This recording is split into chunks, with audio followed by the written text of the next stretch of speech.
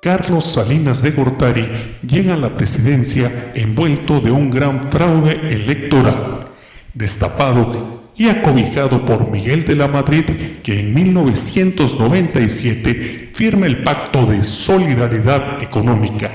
Esto consistía que los principales inversores de nuestro país, financiero y económico, regularan los precios para que estos no subieran y fuera el motivo que nadie pudiera comprar, y que la economía mexicana tuviera una momentánea estabilidad.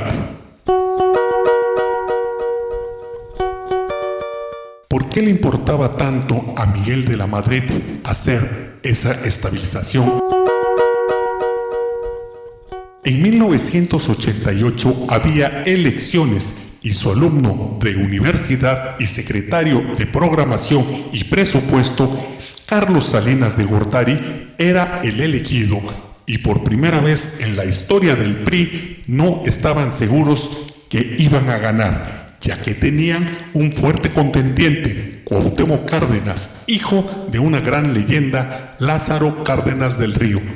Ese era el motivo que tenía Miguel de la Madrid para estabilizar la crisis económica, la crisis social, la indiferencia que tuvo en el terremoto del 85, para que el mexicano se olvidara y votara por el PRI.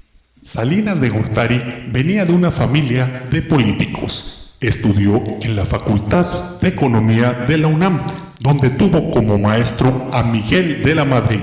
Hizo su maestría y doctorado en la Universidad de Harvard.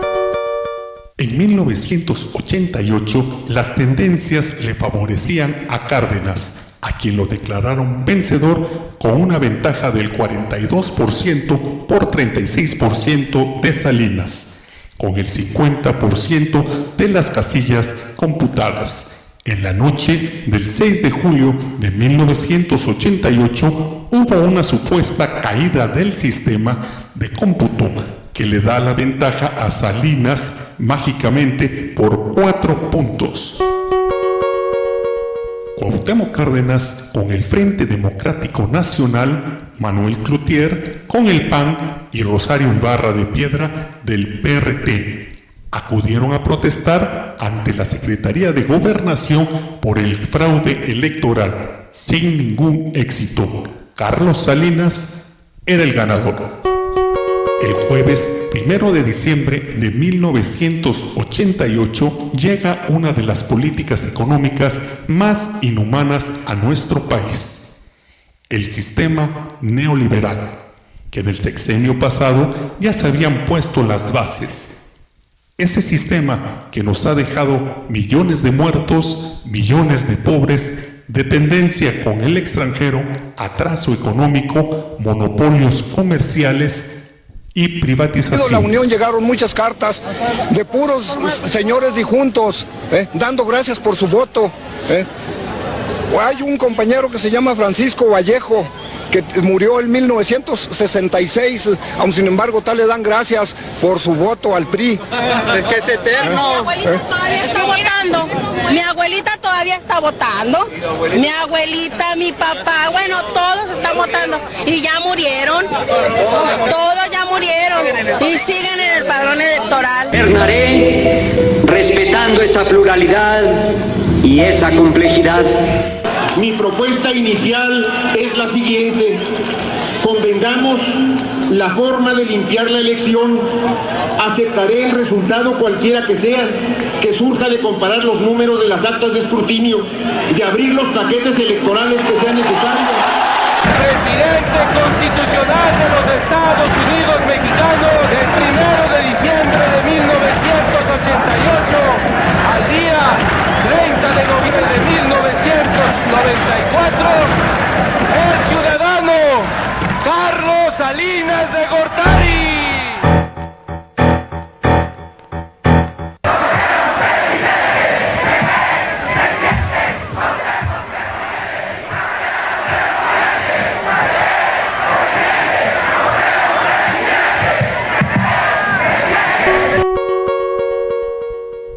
Salinas de Gortari empieza a actuar de forma rápida para ganar credibilidad, ya que no tenía legitimidad, y para mostrar quién llevaba las riendas y el poder en el país, el 10 de enero de 1989 ordena la detención del líder de los trabajadores petroleros de la República Mexicana, uno de los sindicatos más fuertes, Joaquín Hernández Galicia, más conocido como La Quina, y es así como obtiene el control del sindicato petrolero. Es así como empieza a generar reacción social e hizo que la figura de Salinas de Gortari se impusiera.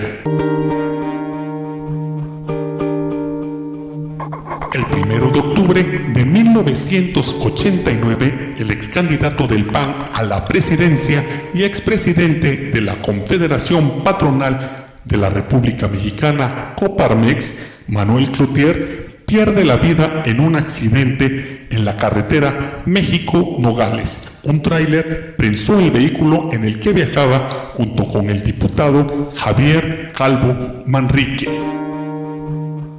Cloutier se había manifestado como uno de los opositores a la consolidación de Salinas en el poder.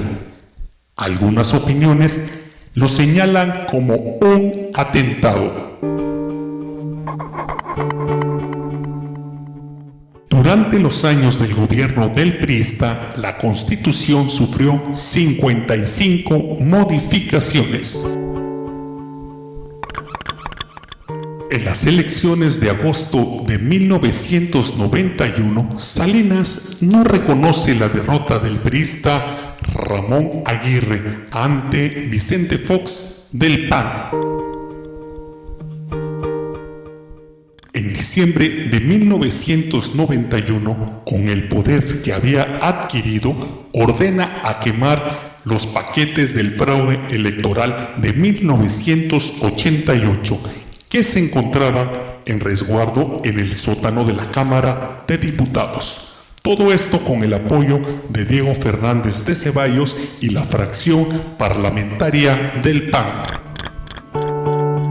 Nadie podría beneficiarse con escudriñar papeles que nada dicen y menos significan. La bancada panista acepta que se destruyan esos míticos documentos y que cállense, y que esos cientos de toneladas de papel se procesen, se reprocesen y se regeneren como reclamamos que se regenere la vida pública de México.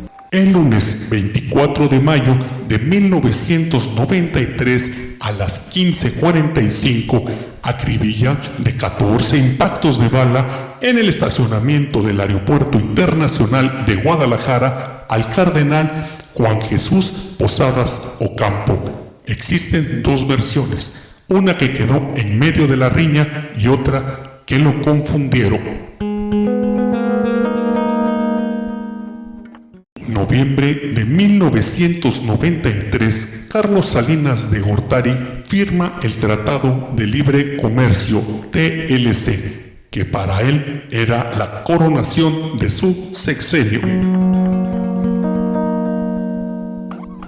Pero no fue bajo ninguna circunstancia un acuerdo comercial que haya beneficiado a la economía mexicana. Por el contrario, la destruyó de pies a cabeza y solo ha beneficiado a muy pocas empresas de carácter transnacional, concentradas mayoritariamente en manos extranjeras y en algunas cuantas mexicanas. Días más tarde, el dedazo apunta quién sería el sucesor de Salinas de Gortari. Esto causó descontento en el interior de las filas del partido que el secretario de Desarrollo Social, Luis Donaldo Colosio Murrieta, haya sido el elegido.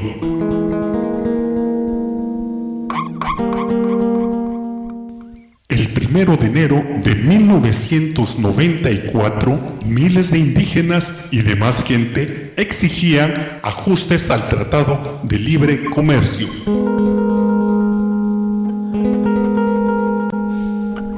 Pero Carlos Salinas, al sentir que su gran triunfo podía ser afectado, empezó a decirle a la gente que un grupo de rebeldes querían dañar la imagen de los mexicanos, ya que ese día entraba en vigor el Tratado de Libre Comercio y tenía que limpiar la imagen que le había dado al TLC. Todo aquel periodista que hablaba del tema era despedido. La gente que apoyaba al EZLN era criticado. El plan de Salinas funcionó. Profesionales de la violencia, nacionales y un grupo extranjero, ajenos a los esfuerzos de la sociedad chiapaneca, asestaron un doloroso golpe a una zona de ese estado y al corazón de todos los mexicanos. Salinas de Gortari privatizó el 63% de las empresas públicas que quedaban, rematándolas, anunciando que eran improductivas y que significaban una enorme carga económica para el país. En 1988, la familia regiomontana Garza Sada era la única que figuraba en la lista de multimillonarios de Forbes. Para 1994, al término del sexenio, ya eran 23 familias, entre ellos los compradores de las empresas públicas que se habían dicho que eran improductibles. Bueno, nosotros privatizamos los bancos, la compañía telefónica, las líneas aéreas, la siderurgia, las minas. Estamos ahora procediendo a privatizar los puertos, los aeropuertos. No hay modelos. En México lo que nos ha funcionado es un sistema de privatización a través de subasta pública. Luis Donaldo Colosio, a pesar que había sido el destapado de Salinas, en cada discurso se distanciaba de él. Se dice que Colosio no estaba de acuerdo con los robos que hacía el PRI y los funcionarios políticos, y que en cada discurso lo hacía notar. Pero el 6 de marzo de 1994 dio un discurso frente al Monumento a la Revolución Mexicana, en la Ciudad de México. Era el aniversario del PRI. Eso consideró como el rompimiento con el entonces presidente de México, Carlos Salinas de Gortari. Yo veo un México de comunidades indígenas que no pueden esperar más a las exigencias de justicia, de dignidad y de progreso. Frente a Chiapas, los priistas debemos de reflexionar. Como partido de la estabilidad y la justicia social, nos avergüenza advertir que no fuimos sensibles. Siendo las 17:12 de la tarde del 23 de marzo de 1994, en Lomas Taurinas, Tijuana, es asesinado por 2 disparos, poniendo a Ernesto Zedillo. El 28 de septiembre de 1994, privan de la vida a José Francisco Ruiz Maceo, secretario del PRI y excuñado del presidente Salinas, implicado en los hechos Raúl Salinas, hermano del presidente. En este sexenio aparece el distractor del chupacabras, donde todos los noticieros se concentran en él para ocultar los males del gobierno. ¿Quién se veía amenazado si ganaba Cuauhtémoc Cárdenas?